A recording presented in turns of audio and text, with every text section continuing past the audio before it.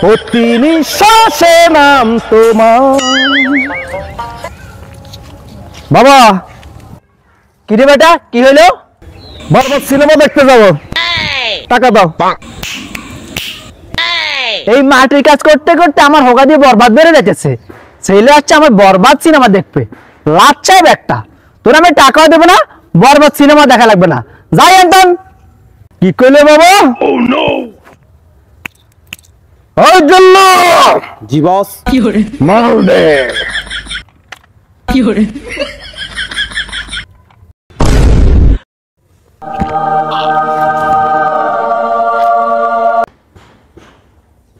কি করলেন বস?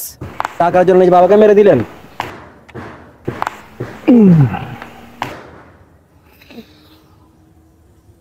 এটাই বরবাদ।